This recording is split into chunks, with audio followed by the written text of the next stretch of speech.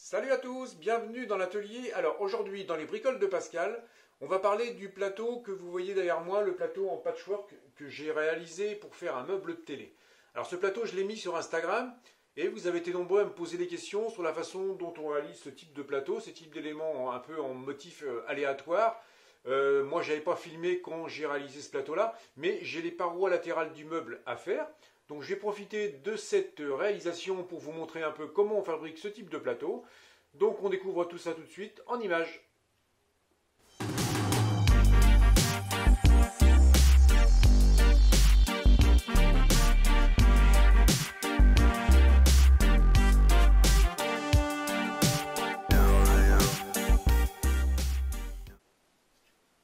Alors avant de démarrer la fabrication de mes parois latérales, dans le même principe que celle-ci, je vais vous expliquer un petit peu sur ce plateau qui est maintenant quasiment terminé, de quoi il est constitué. Alors, on peut voir sur la face avant qu'on a deux épaisseurs différentes.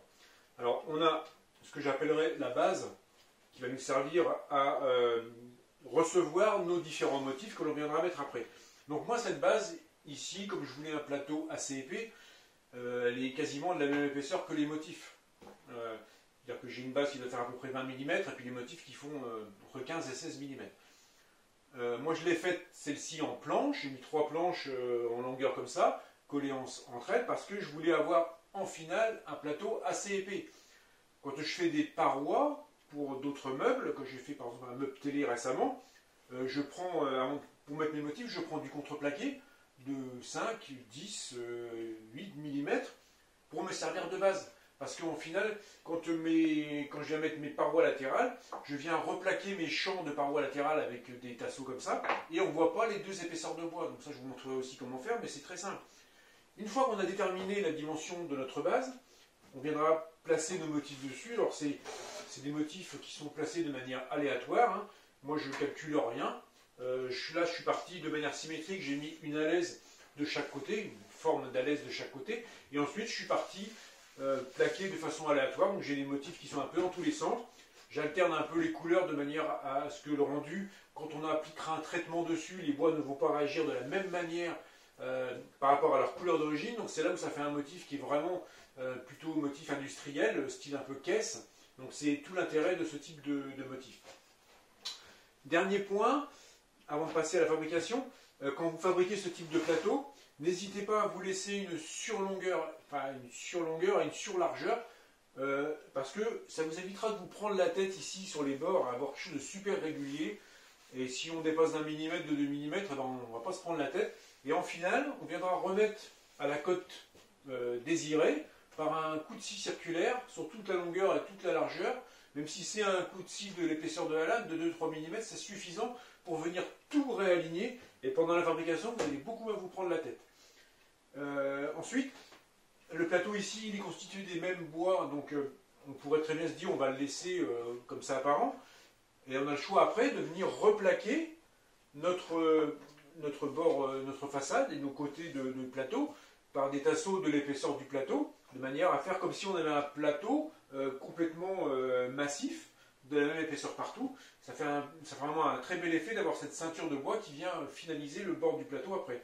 Donc ça, c'est un peu une question d'esthétique, une question d'appréciation personnelle. Donc voilà un peu le descriptif. On va passer maintenant à la réalisation des parois latérales dans le même esprit que ce plateau-là. Je vais vous expliquer comment je démarre ma fabrication et puis je vais vous montrer comment je la poursuis de manière totalement aléatoire et sans avoir fait aucun plan avant. Alors, on se trouve maintenant ici, on va pouvoir commencer à fabriquer les parois latérales dont j'ai besoin pour mon meuble télé. Donc, comme je vous disais tout à l'heure, vous voyez, par exemple, pour faire ces parois, moi j'utilise une chute d'OSB que j'ai dans l'atelier. Alors, effectivement, quand on aura placé nos motifs dessus, à la fin, on aura deux différentes tailles de bois et deux différentes natures de bois. Mais je viendrai replaquer mon champ ici, le champ qui sera visible sur la face avant de mon meuble. Je viendrai le replaquer avec un tasseau de l'épaisseur de ces deux assemblages-là. Et on n'y verra rien du tout, on ne verra plus l'épaisseur de l'OSB. Donc une fois qu'on a déterminé nos dimensions, donc comme je vous ai dit, moi je me suis laissé un peu de marge en largeur et en longueur. Je recouperai à la fin à la bonne dimension.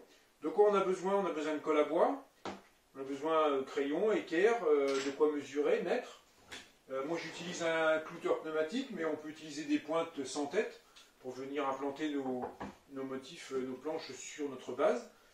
Et puis c'est beaucoup plus compliqué que ça, il ne faut pas énormément de choses. Donc moi je commence par n'importe quoi. Je vais commencer par une planche que je prends dans mon tas. Alors, oui, j'en ai qui sont quand même un peu abîmées, donc je vais les recouper, celle-ci. Donc je vais je vais démarrer par celle-là, qui me paraît pas mal, puisque je vais de toute façon recouper le bord après.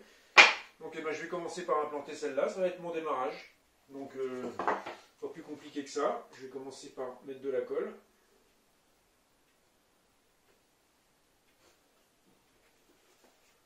Hop. Donc, je vais m'aligner sur ce que j'ai pré-découpé au départ, sans forcément me prendre la tête. Ce que je dois respecter quand même, c'est quand je viens placer des motifs dans l'autre sens, c'est essayer au moins de les placer d'équerre, de manière à ne pas me prendre la tête dans mes coupes.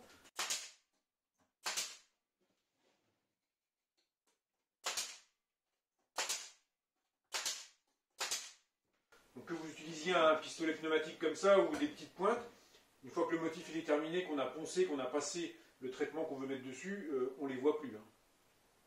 Donc voilà pour la première, c'est parti. Donc je peux changer de sens, donc je vais prendre une autre planche et puis je vais continuer mon motif dans l'autre sens. Alors celle-ci est un peu différente en épaisseur, donc je vais la mettre dans un autre sens.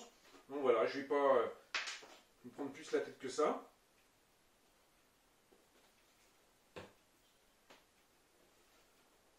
J'essaie d'aligner les planches, je vérifie quand même un peu l'équerrage de manière à ne pas me retrouver complètement déconnant au niveau de l'équerrage et à être embêté pour rassembler les autres planches après.